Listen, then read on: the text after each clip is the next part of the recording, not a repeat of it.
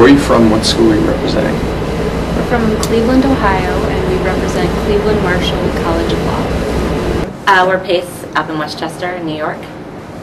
I'm going to Wake Forest University. We're participating as the Maryland Bi team. I'm from University of Baltimore.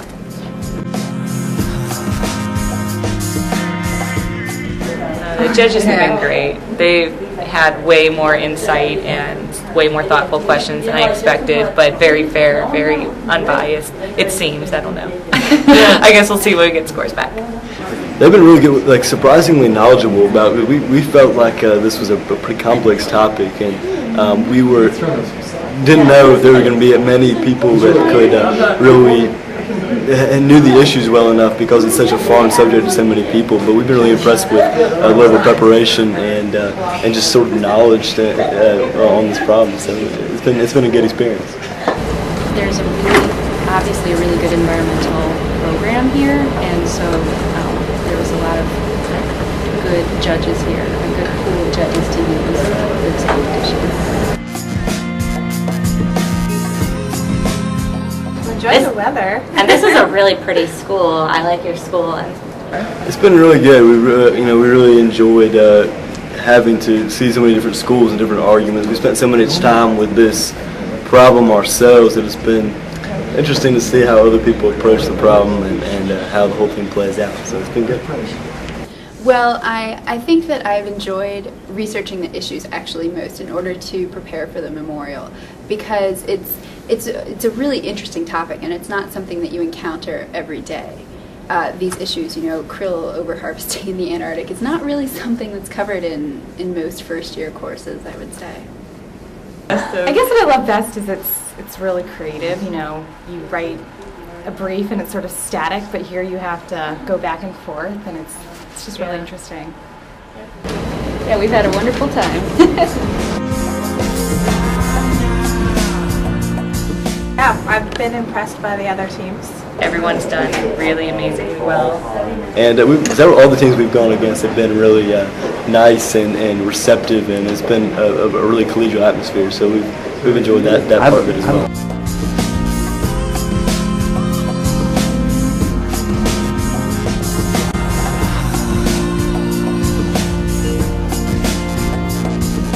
I'm, along with David Mandela, competition co-coordinator, helping to run a lot of the logistical things for the competition, tabulating scores, announcing pairings, trying to resolve the many issues that arise, but it's been going rather smoothly, other than we're running a little bit late.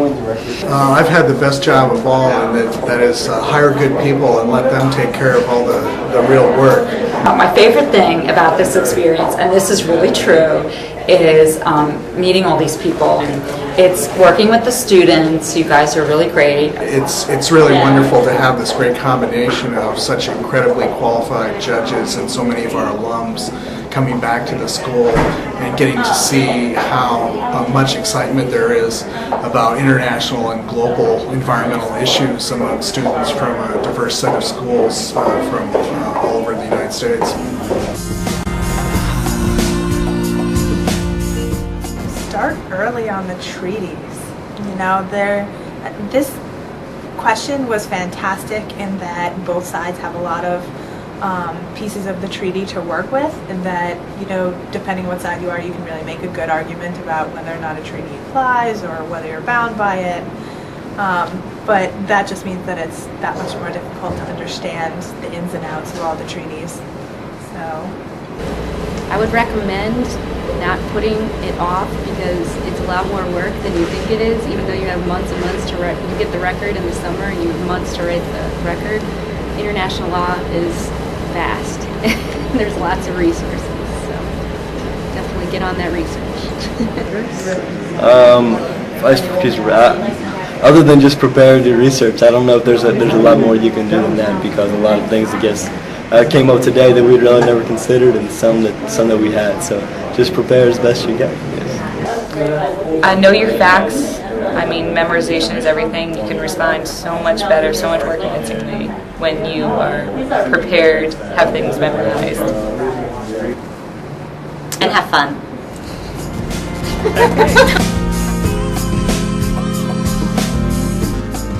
hoping there are crab cakes. We're absolutely thrilled that we've got Zhang Xingxing, who is China's top public interest environmental lawyer, who will be speaking to us tonight. Without the improvement of environmental law in China, we won't have the green and clean world.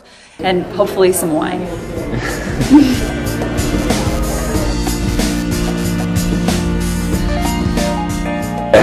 I served as judge in 2 panels, and because I was wearing a pinstripe suit, I got to be the president in both panels. Oral advocacy is itself an art which you don't learn in the classroom. Now, many law schools have workshops or seminars in which they are taught oral advocacy, but I think one really needs the spur of competition in order to put a serious effort into it, and these students have clearly put a great deal of serious effort into preparation for it. My job is to judge the merits of the quality of the presentation rather than whether they're pro-conservation or pro-fishing. And Basically, clarity of thought and how they put their arguments together and whether they're covering relevant points.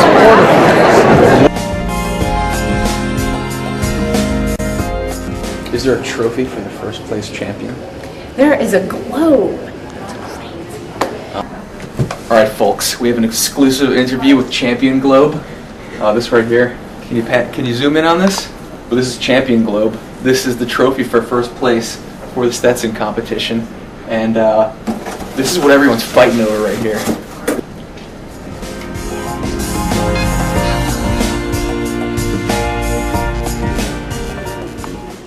Second best oralist of the preliminary rounds, Jennifer Kalinsky, Florida State University College of Law.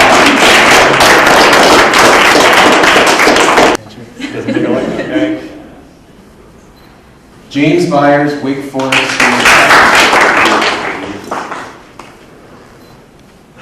Third place memorial, Wake Forest School of Law. Second place memorial, the John Marshall Law School.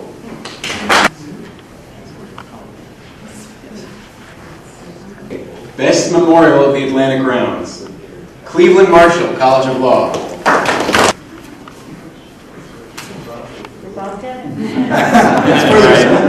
Yeah, you won one. The second place team is the John Marshall Law School.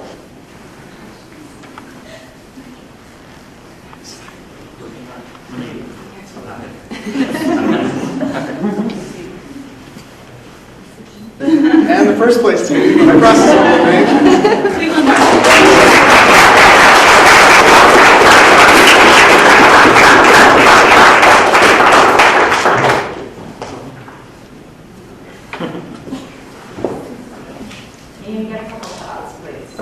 Thank you to the University of Maryland for hosting the regional event. It's been a great experience so far.